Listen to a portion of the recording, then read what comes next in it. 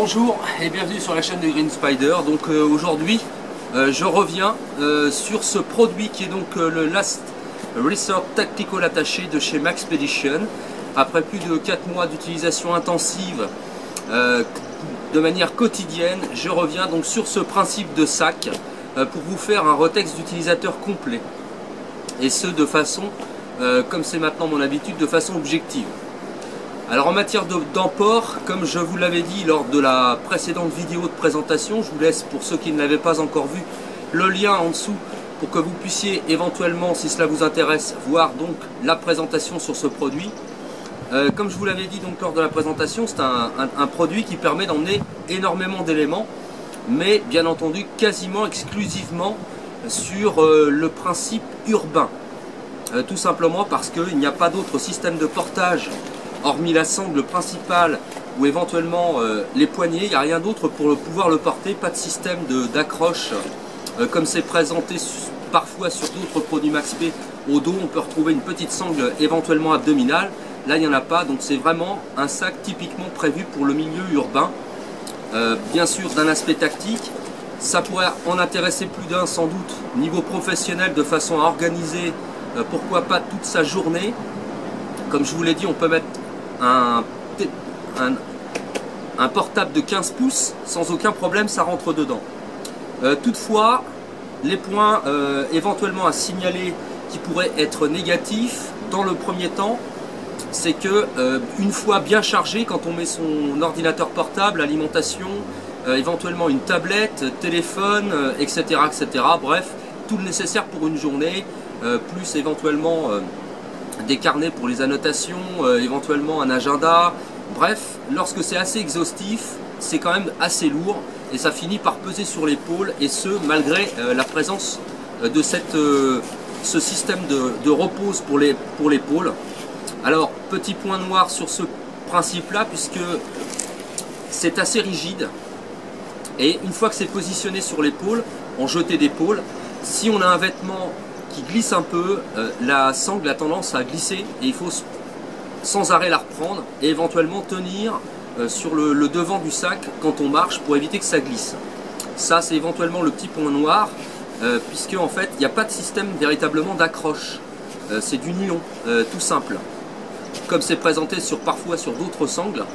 Là il n'y a rien du tout. Il faudra trouver un compromis entre système qui permet de pouvoir faire glisser librement la sangle et une certaine rigidité pour éviter que le sac ne balance systématiquement à gauche et à droite. Ce sera à vous de voir en fonction de ce que vous voulez en faire. Donc ça c'est éventuellement le petit point noir.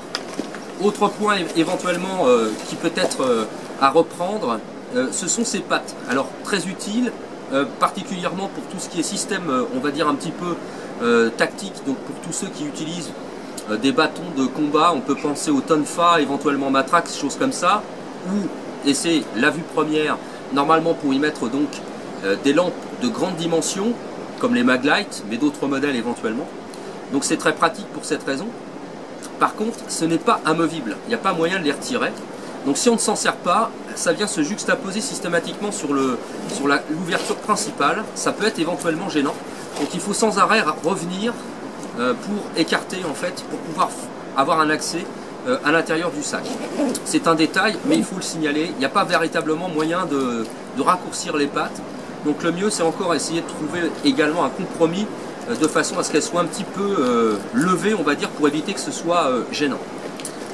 Par contre pour le reste, rien de véritablement à critiquer, hormis bien sûr le principe qui pour moi est également un petit point noir. C'est la fameuse attache qui permet de joindre de façon solidaire les deux systèmes de poignée, de préhension. Donc c'est très pratique et confortable. Inconvénient, c'est qu'il faut systématiquement ouvrir pour pouvoir avoir accès au compartiment principal. Donc ça, éventuellement, ça peut pêcher. Pour le reste, rien à dire. Parfaite résistance. C'est un sac qui peut être jeté au sol sans vergogne. Il a tout vu, véritablement, neige, pluie, sable, voilà, donc il a vraiment tout vu. Aucun système d'usure. Il a été utilisé donc pendant 4 mois de façon systématique et quasi intensive. Donc il n'y a vraiment rien à redire là-dessus. Les poches sont très fonctionnelles, les velcro ne s'usent pas, tiennent parfaitement. Pas d'usure prononcée sur les poches qui ont tendance à toucher sur le sol. Intérêt également, c'est ce système en dessous qui permet donc de garantir une protection contre l'humidité. Donc ça c'est très très bien. Par ailleurs, il a, comme je vous l'ai dit, vu la pluie de façon assez soutenue, et il n'y a aucun des éléments qui étaient à l'intérieur des poches, même à l'extérieur, et parfois donc soumis aux intempéries de façon prononcée. Rien n'a été mouillé à l'intérieur. Voilà, donc c'est toujours le même principe chez Maxp, c'est toujours très très bien. Seul petit inconvénient pour moi éventuellement, en coloris noir, c'est assez salissant, il faudra y penser. Mais bon, c'est un détail, hein, c'est pas spécifique à Maxp. Généralement le noir, en nylon, ça attrape quand même pas mal les saletés et ça se voit très très rapidement. Donc bon, c'est le seul détail. Je reviens toutefois sur la petite poche à ouverture rapide qui était normalement prévue pour mettre des holsters, où on pourra mettre plein de choses différentes. Ça également, c'est très très pratique. Ça se cale parfaitement. C'est assez discret, donc on peut mettre des objets éventuellement sensibles. Pour ceux qui n'utilisent pas nécessairement la poche prévue pour la bouteille Nalgene, on peut par exemple trouver une solution, mettre une lampe accrochée avec un mousse-coton sur le passant supérieur pour éviter de la perdre. Donc voilà, ça c'est petits trucs et astuces. Et puis pour l'autre poche, accès rapide, on peut y mettre les choses à accès donc rapide, comme les clés par exemple.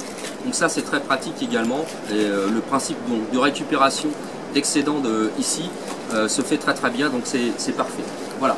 Et quant à l'extérieur, donc au niveau de la poche, on peut donc placer tout un tas d'éléments, carnets, etc. Organisation pour la journée, aucun problème, c'est parfait. Les fermetures sont ouvertes vraiment de façon très très régulière, aucune surprise. Voilà. Voilà donc pour le retexte d'utilisateur, hormis les quelques points éventuellement que je vous ai proposés.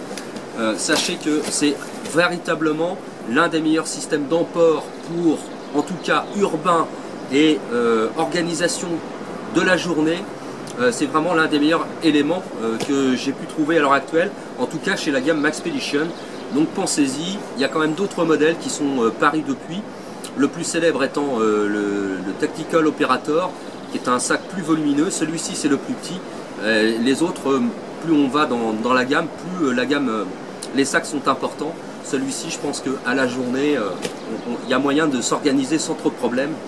Donc voilà, retour d'utilisateur plutôt positif. Voilà, n'hésitez pas si vous avez des questions, des commentaires, c'est toujours en bas que ça se passe ou par message privé. Et je vous dis à très très bientôt pour une prochaine vidéo. Et comme toujours d'ici là, portez-vous bien et carpe diem. Salut!